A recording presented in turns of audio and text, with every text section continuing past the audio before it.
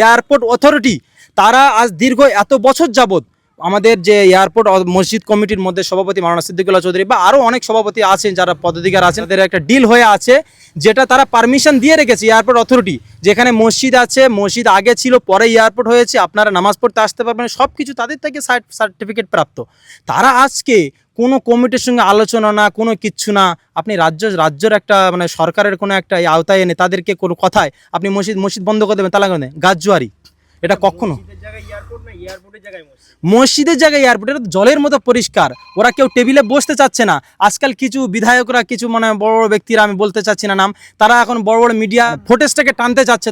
তারা নিজের কাছে বলতে চাচ্ছে যে না আমরা মানে এই জিনিসটা ছিল না, এটা ছিল না, ভুল তথ্য বলছে। আর দুঃখিত বিষয় বলছে কিছু মিডিয়া তারা একদম ভুল তথ্য প্রকাশ করছে। জানি না এদেরকে কিভাবে চতুর্থ স্তম্ভ বলা হয়, এরা কিভাবে চতুর্থ স্তম্ভ দাবি করে, যারা এতটা মিথ্যা ফল প্রকাশ করছে, মিথ্যা কথা প্রকাশ করছে, এবং কোনো আইন শৃঙ্খলা বলে কিছুই নেই, এদের বিরুদ্ধে কোনো কিছু অ্যাকশন নেই। যেখানে মসজিদ শত মানে কত বছর আগের মসজিদ, এয়ারপোর্ট পরে হয়েছে, কোনো সরকারের ক্ষমতা হয়নি। প্রত্যেক সরকার চেষ্টা করেছে, বুদ্ধদেব থেকে না জ্যোতি বসু থেকে না, প্রত্যেক সরকার চেষ্টা করেছে মসজিদটাকে ওখানে হটানো, কিন্তু কেউ কোনো দিন কানুনের মধ্যে গিয়ে পারছে না যে এয়ারপোর্ট পরে হয়েছে, মসজিদ আগে।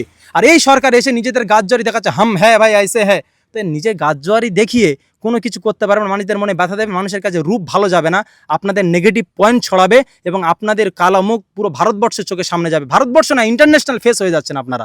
সেজন্য এমন কোনো কর্ম করবেন না যে পশ্চিমবঙ্গবাসীর মুখ নষ্ট হয়ে যায়, আপনাদের পলিটিক্যাল কেরিয়ারের উপরে দাগ পড়ে যায়। সেজন্য আসুন, সহজে আসি। সিকিউরিটি ফিলের কথা বলছেন, এত বছর সিকিউরিটির কোনো অবজেকশন আসেনি, 132-34 বছর হয়ে যাচ্ছে, কোনোদিন কোনো সিকিউরিটির সমস্যা হয়নি। আপনাদের এখন বিএসএফ থাকে, সব থাকে, আজকে আপনাদের সিকিউরিটির প্রবলেম হয়ে যাচ্ছে। বাউন্ডারি আরও বিএসএফ অনেক বর্ডার আছে, সে সমস্ত বর্ডারে আপনাদের নিরাপত্তার কঠোরতার প্রশ্ন আসে না, আপনি এয়ারপোর্টের অথরিটির সামনে প্রশ্ন চলে আসছেন। সেজন্য বলবো আমাদের বড়রা এদেরকে মান্যতা দিন, এদেরকে না ওরা কিচ্ছু না তাচ্ছিল্য করে ফেলে দেবেন, পারবেন না এটা। যদি ধরা গেল, যদিও সিকিউরিটির কোনো সমস্যা হয়, যে কোনো কারণবশত দেখা যাচ্ছে যে দেশের নিরাপত্তার জন্য মসজিদ এখানে যাতায়াত বা কোনো রকম কোনো অসুবিধা হতে পারে, পরবর্তীতে কি মসজিদ সরানো যেতে পারে ওই জায়গা থেকে? অ্যাবসলিউটলি।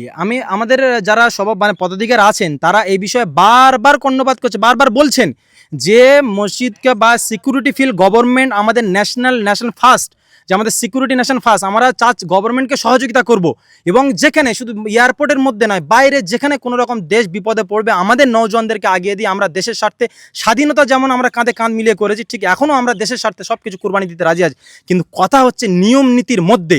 আপনারা আসুন, টেবিলে বসুন, কেন্দ্র রাজ্য আপনারা এয়ারপোর্ট অথরিটি সব কিছু আপনার ন্যাশনালে আমাদের সাথে বসুন।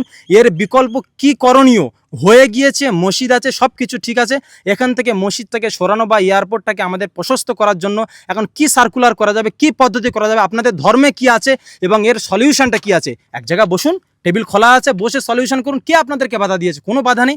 আপনার সে মসজিদকে বিপরীত জায়গা করুন, সব কিছু করুন, কিন্তু গাজজুয়ারি করে কোনো কথা না, এই তো अंदर घुसने नहीं देंगे, ये करेंगे वो करेंगे, पुलिस लेके आप जिहाद की तरह मैदान में आप মানে जिस तरह যেমন যুদ্ধ হয়ে যায়, যুদ্ধের মতো পুলিশ প্রশাসন দিয়ে আপনি গাদ্দারি দেখাচ্ছেন, জোর করে বলে না টাং আড়িয়ে ঝগড়া করা তেমন।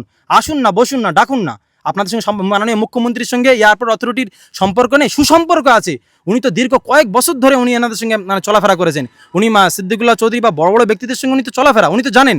এক কল যদি ফোন করে বলেন যে নবান্নে বসছি বা সবাইকে নিয়ে বসতে যাচ্ছি, সবাই বসবে, ভালোবেসে হবে, আরও ভালো হবে জিনিসটা। সেজন্য আমি মাননীয় আমাদের মুখ্যমন্ত্রী শুভেন্দু অধিকারী মহাশয়কে বলবো, এবং যারা আরও জিম্মাদারি আছে, কলকাতা কর্পোরেশন এয়ারপোর্ট অথরিটি প্রত্যেককে বলবো, ছোট্ট একটা নগণ্য নাগরিক হিসাবে যে আপনাদেরকে অনুরোধ করব, কোনো ধর্মীয় প্রতিষ্ঠান, ধর্মীয় স্থানকে আঘাত হানবেন না। তার সলিউশন গভর্নমেন্ট রুল, গভর্নমেন্টের কোনো রকম নিয়ম শৃঙ্খলা ভঙ্গ হলে তার জন্য কোনো ব্যক্তি সে নিজের ধর্মকে আগে রাখতে পারে না, গভর্নমেন্টকে ফার্স্ট রাখা হবে। সেজন্য আপনারা আসুন, এক টেবিলে বসে আলোচনা করে ভালোবেসে ভ্রাতৃত্ব বোঝাই দিয়ে, ঝগড়ার মাধ্যমে না, নফরতের ফেলে না, মহাব্বতের দিয়ে জিনিস সলিউশন হবে, সবাইকে কাঁধে কাঁধ মিলে আমরা এখানে বসবাস করতে পারি। এটাই হচ্ছে আমাদের। আমার নাম মুফতি আয়াতুল্লাহ, ক্যানিং 2 নম্বর বলাগ্রামের বাসিন্দা।